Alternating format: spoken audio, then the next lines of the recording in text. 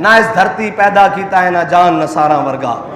اور نہ کوئی ہوسی نہ کوئی ہویا انہاں چاراں یاراں ورگا، اور تیرے غلاموں کا نقش قدم ہے راہ خدا۔ اعلیٰ حضرت فرماتے ہیں حضور کے غلاموں کا نقش قدم جہاں ان کے پاؤں لگے نا، نقش قدم سے مراد یہ ہے صاحب ذرا وہ حضور کے دین کے لیے چلے، اب جہاں ان کے گھوڑوں کے پاؤں لگے ہیں جی، جہاں جہاں وہ نشان راہ چھوڑ کر گئے، تیرے غلاموں کا نقش قدم ہے راہ خدا، وہ کیا بہک سکے جو یہ سراغ لے کے چلے۔ اس لیے تو ہم بتاتے ہیں کہ اوے قرآن کی حفاظت کے لیے حضرت خالد بن ولید کی طرح باہر نکلو،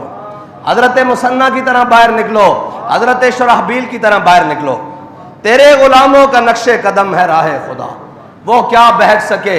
جو یہ سراغ لے کے چلے۔ لیکن جن کے پاس سراغ اور جن کے پاس جناب نشان راہ صرف IMF کا دروازہ ہو، یہ قرآن پاک کے حوالے سے لکھا ہوا ہے کہ قرآن کو پڑھنے والا یا قرآن پر عمل کرنے والا وہ ہر ایک کے دروازے سے، ایک تو ہے نا حضرت فاروق اعظم کے دروازے پر آیا ایک مانگنے والا، کہنے لگا جی آج جناب مرچیں ختم ہو گئی ہیں، آج نمک ختم ہو گیا ہے، آج آٹا ختم ہو گیا ہے، آج جناب گھر کی سبزی ختم ہو گئی ہے، آج جناب گھر کا خرچہ ختم ہو گیا ہے، حضرت فاروق اعظم کے دروازے پر روزانہ آ جائے۔ حضرت فاروق اعظم نے فرمایا جا قرآن پڑھا کر، کیا تو روزانہ مانگنے، یہ تو اچھی عادت نہیں ہے نا روزانہ مانگنے والی ہے جی۔ تو حضرت فاروق اعظم نے فرمایا کیا تو روزانہ مانگنے کے لیے آ جاتا ہے، جا کر قرآن پڑھا کر۔ وہ شخص چلا گیا، پھر بڑی مدت ہوئی، حضرت فاروق اعظم کو ایک دن سر راہ ملا،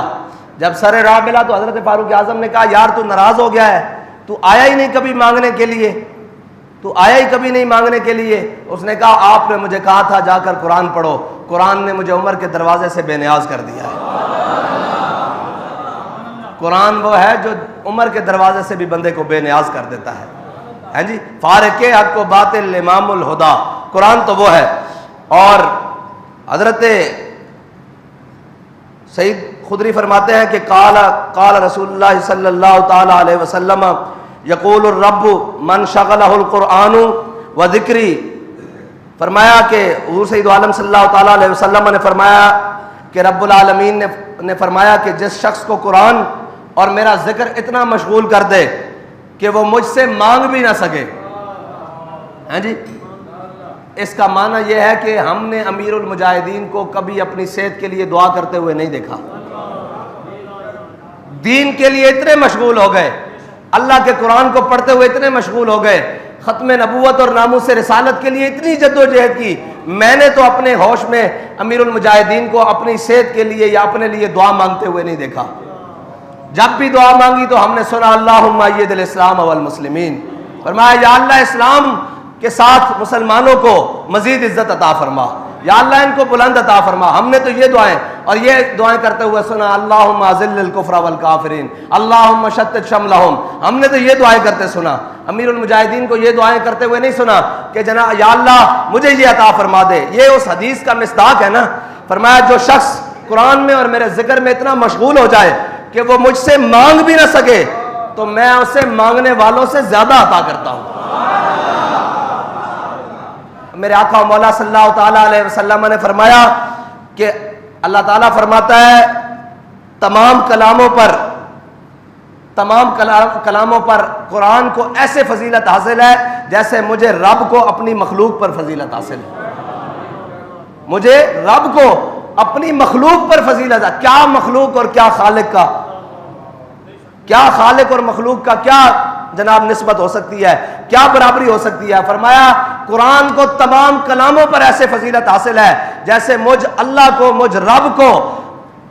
تمام مخلوق پر فضیلت حاصل ہے،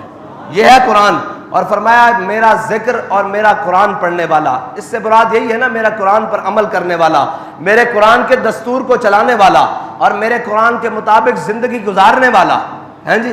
وہ اگر مجھ سے نہ بھی مانگے تو میں اسے اتنا دیتا ہوں کہ وہ راضی ہو جاتا ہے جی۔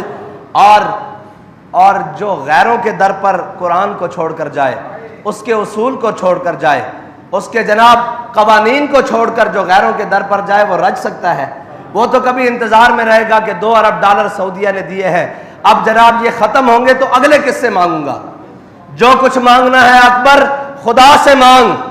یہ وہ در ہے جہاں ذلت نہیں سوال کے بعد۔ اور اس کا مطلب خدا کا در حضور کا در ہی ہے نا، جو وہاں سے ہو یہیں آ کے ہو، جو یہاں نہیں تو وہاں نہیں۔ بخدا خدا کا یہی ہے در، ہاں جی، بخدا خدا کا یہی ہے در، نہیں اور کوئی مفر مکر، جو وہاں سے ہو یہیں آ کے ہو، جو یہاں نہیں ہاں وہاں نہیں۔ یہ اس کا مطلب یہی ہے کہ حضور کے در پر آنا پڑے گا نا، اور قرآن پڑھنا پڑے گا، اور قرآن پر عمل کرنا پڑے گا۔ اور قرآن وہ ہے، وہ معزز سے زمانے میں مسلمان ہو کر، قرآن وہ ہے جیسے صحابہ نے پڑھا اور پھر رومی جاسوسوں نے دیکھا، انہوں نے کہا یار یہ کون سی مخلوق آ گئی ہے، یہ کون لوگ آ گئے ہیں جو نہ دن دیکھتے ہیں نہ رات دیکھتے ہیں، نہ جناب سمندر دیکھتے ہیں نہ دریا دیکھتے ہیں، نہ جناب صبح دیکھتے ہیں نہ شام دیکھتے ہیں، یہ جدھر آتے ہیں جناب گھما کے رکھ دیتے ہیں، جناب لشکروں کے لشکر اڑا کے رکھ دیتے ہیں، اور جناب یہ وہ لوگ ہیں جن کے اٹھے ہوئے قدم کبھی دفاع کے لیے بھی واپس نہیں جاتے، یہ کون سی مخلوق آ گئی ہے؟ انہوں نے کہا بھئی اپنے جاسوس بھیجو اور دیکھو کہ یہ کیا کرتے ہیں، یہ کون سی ایکسرسائز کرتے ہیں، یہ کون سی خوراکیں کھاتے ہیں، یہ کون سی ٹریننگ لیتے ہیں، یہ جناب کون سی مشترکہ فوجی مشقیں کرتے ہیں جن کی وجہ سے جناب ان کو شکست ہی نہیں دی جا رہی۔ تو رومی جاسوس آیا اور وہ کچھ دن صحابہ کے لشکر میں بیس بدل کے رہا، اور بیس بدل کر جب رہا تو واپس گیا نا، تو جا کر اپنے جناب جرنیلوں سے کہنے لگا، اپنے بادشاہوں سے کہنے لگا، اپنے قیصر روم سے کہنے لگا، اور جناب اپنے ہرکل سے اور سب سے کہنے لگا، اس نے کہا عمر حبان باللیل و فرسان بالنہار، انہوں نے کہا رات کو جب وہ آپ اللہ کے حضور کھڑے ہوتے ہیں نا اور قرآن کی تلاوت کرتے ہیں، سجود اور جناب رکوع کرتے ہیں، وہ کیا کہتے ہیں، نہ قیام نہ قعود نہ رکوع نہ سجود، بردر یار گزارے نماز جبے،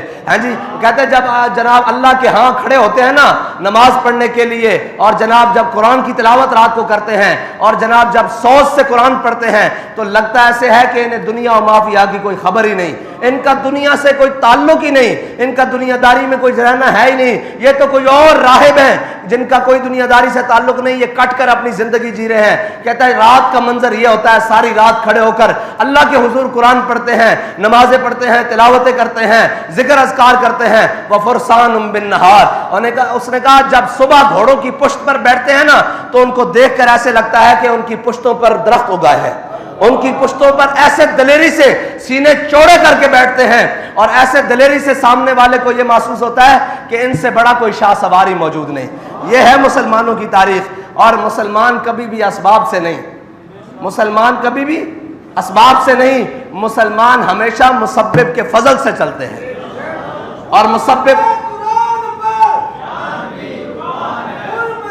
قرآن پر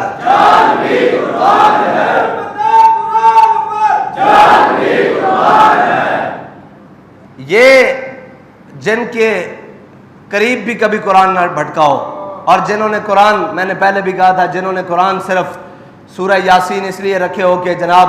بابا جی کی یا مائی صاحبہ کی روح جلدی نکل جائے گی، اور سورہ رحمان اس لیے رکھی ہو کہ صبح کاروبار میں برکت ہوگی، قرآن اس لیے تو ضرور ہے، برکتیں حاصل کرنے کے لیے تو ضرور ہے، لیکن قرآن الف لام میم سے لے کر والناس تک ہے، قرآن ایک مکمل ضابطہ حیات ہے۔ اس میں ان قوموں کا ذکر بھی ہے جنہوں نے اللہ کی نافرمانی کی، ان قوموں کا ذکر بھی ہے جنہوں نے اللہ کی فرما برداری کی، ان لوگوں کا ذکر بھی ہے جنہوں نے اللہ کے دین کو جھٹلایا، حق کو جھٹلایا، پھر ان کے ذلت کے اسباب کیا بنے۔ قرآن میں ہر وہ چیز موجود ہے جو قیامت تک کے لیے ہے۔ اور حضور سید عالم صلی اللہ علیہ وسلم نے فرمایا من قال به صدقہ،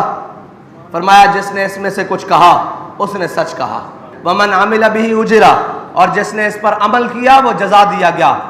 ہاں جی، اور ومن دعا الیہ ہدی الی صراط مستقیم، اور میرے آقا و مولا صلی اللہ علیہ وسلم نے فرمایا جس نے اس میں سے، یعنی اس کو پڑھ کر، اس کو جان کر، جس نے اس کی طرف بھلائی کی دعوت دی اس نے ہمیشہ سچے رستے کی طرف دعوت دی۔ اللہ تعالیٰ مجھے اور آپ کو، ہماری نسلوں کو قرآن کا عامل بنائے، قرآن کا محافظ بنائے، قرآن کا حافظ بنائے۔ اللہ تعالیٰ ہم سب کو قرآن کی حفاظت کرنے کے لیے کوئی صلاح الدین ایوبی جیسا حاکم نصیب فرمائے، کوئی سلطان نور الدین زنگی کا غلام عطا فرمائے، کوئی محمود غزنوی کا جناب جانشین عطا فرمائے، کوئی محمد بن قاسم کا ماننے والا عطا فرمائے، کوئی حضرت فاروق اعظم کا جانشین عطا فرمائے، کوئی جناب سیدنا صدیق اکبر کا جانشین عطا فرمائے، کوئی عثمان غنی کا ماننے والا عطا فرمائے، کوئی حیدر کرار کا جاننے والا عطا فرمائے۔